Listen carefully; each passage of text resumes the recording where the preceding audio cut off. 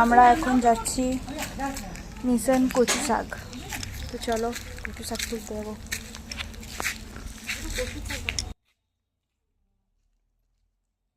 তো অনেক দিন ধরে মা বলছিল চল কচু শাক তুলে আনি, কচু শাক তুলে আনি। বাট তোমরা তো জানোই আমি মাঝে মধ্যে বিষ্ণুপুর যাই, তার কারণ আমার মেকআপের ক্লাসের জন্য। মেকআপের ক্লাস শেষ হলে আর সেরকমভাবে বিষ্ণুপুর যাওয়া হবে না, আর ওটা শেষ হব হয়ে এসছে।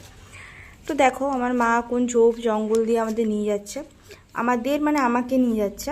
তো এখানে আমার মা জুতো খুলে দিয়েছে, আর জুতো খুলে নাকি বাকিটা মা খালি পায়ে যাবে। তোমরা জায়গাটার অবস্থা দেখতেই পাচ্ছ, পুরো একদম ঝোড় জঙ্গলে ভর্তি। জায়গার সন্ধানটা তোমাদের দেওয়া যাবে না, তাহলে তোমরা চলে আসতে পারো।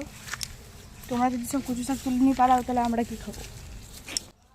তো আমি দূর থেকেই দেখছিলাম যে মা কি করছে, মা কোন দিকে যাচ্ছে। দেখো খালি পায়ে কোথায় কোথায় ঘুরে বেড়ায় আমার মা, মানে মায়ের কোনো ইয়ে নেই, কি বলবো। দেখো নর্দমা, মানুষের লোকের নর্দমার উপর দিয়ে যাচ্ছে, কিন্তু কচু শাক খেতেই হবে। আর কচু শাকটা অবশ্যই আনতে যাচ্ছিল সৌরভের জন্য, কারণ আমি কচু শাক রান্না করতে পারি না। আর মা আর বর্ধমানের গেলে তখনও মা খাওয়ায়, কিন্তু এইখানে তো কচু শাক রান্না করা সত্যিই খুব টাফ, অনেক খাটালির ব্যাপার, যেগুলো আমার দ্বারা হবে না। এত ধৈর্য আমার নেই জীবনে। মাকে বারবার বলছি যে ছেড়ে দাও, যেতে হবে না, ছেড়ে দাও, যেতে হবে না। মা বলতে চুপ কর তো।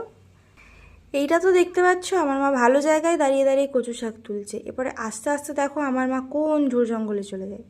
মানে কিন্তু কচু শাক নিয়ে যেতেই হবে। আসলে আমি, আমার বাবা, আমার বর, মা, দাদু সবাই, যেহেতু আমরা বাঙাল, সেহেতু কচু শাক খেতে আমরা খুব ভালোবাসি। আর কচু শাক যেখানে থাকবে সেখান থেকে তুলে আনতেই হবে, সেটা ঝোড় হোক বা জঙ্গল হোক।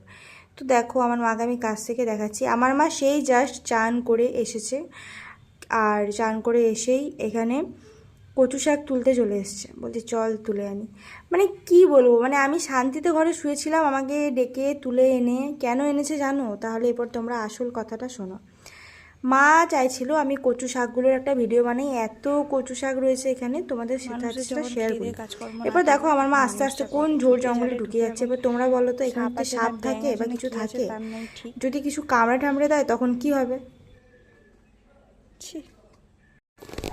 এখানে আরও একটা জিনিস আমি দেখতে পেয়েছি চুরি করার মতো, কিন্তু এখন ছোট ছোট আছে, সেই কারণে এখন হয়তো চুরি করা যাবে না।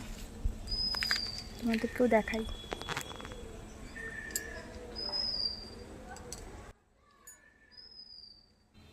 আমি তো হঠাৎ সামনে পেয়ারার গাছগুলো দেখে খুব খুশি হয়ে গেছিলাম। তাহলে ভাবলাম হয়তো একটা আধটা বড় বড় পেয়ারা থাকবে, তো সেটা তুলে বাড়ি গিয়ে নুন লঙ্কা দিয়ে মেখে খাবো। বাট যেটা হয় আর কি,